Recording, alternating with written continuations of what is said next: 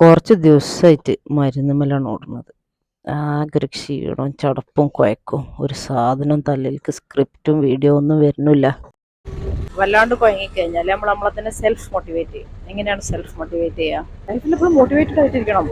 നമുക്ക് എന്ത് ക്ഷീണം വന്നാലും എന്ത് അസുഖം വന്നാലും നമ്മളെപ്പോഴും എനർജി റീഗെയിൻ ചെയ്യാൻ ശ്രമിച്ചുകൊണ്ടേയിരിക്കണം. അതാണ് സെൽഫ് മോട്ടിവേഷൻ. ഒരു സൈക്കോളജിസ്റ്റ് ആയിരിക്കും സ്വന്തത്തിനെ മോട്ടിവേറ്റ് ചെയ്യാൻ പറ്റില്ലെങ്കിൽ പിന്നെ എന്ത് psychology? Guys come on guys, Mario, Mario, Mario, Mario, you motivated ആണോ? say that, yeah.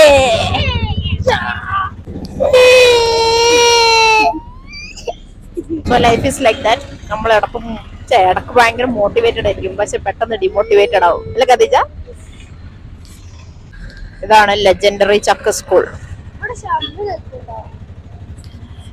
This is my one clinic. ഇതാണ് ഫ്രീവെൽ.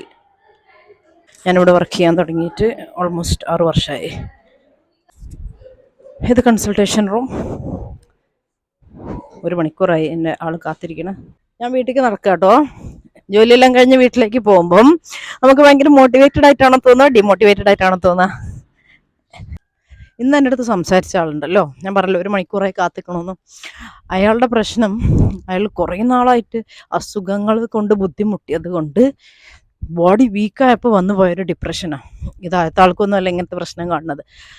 അത് നമുക്ക് ആർക്കാണെങ്കിലും, ഞാൻ നേരത്തെ പറഞ്ഞ പോലെ ഞാനാകെ മരുന്ന് കുടിച്ച് ബുദ്ധിമുട്ടിയ സമയത്ത് എനിക്ക് ആകെ ബുദ്ധിമുട്ടായി, ഞാൻ ടയർഡായി കിടന്ന പോലെ ആർക്കാണെങ്കിലും അങ്ങനെ ഒരു ഇടങ്ങറ് വരും.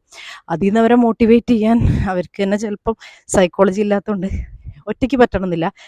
അപ്പം ഇതുപോലെ ആരുടെയെങ്കിലുമൊക്കെ കൺസൾട്ടേഷൻ എടുക്കും, ക്വൈറ്റ് നോർമൽ അല്ലേ? സൈക്കോളജിസ്റ്റ് മോട്ടിവേഷൻ എടുക്കണത് എങ്ങനെയാന്ന് ഞാൻ കാണിച്ചു തരാം. ഇതിൻ്റെ സ്വന്തം ക്ലിനിക്ക് കേട്ടോ. ഹലോ ഡോക്ടേഴ്സ്, കുറച്ച് മോട്ടിവേഷൻ തരുമോ?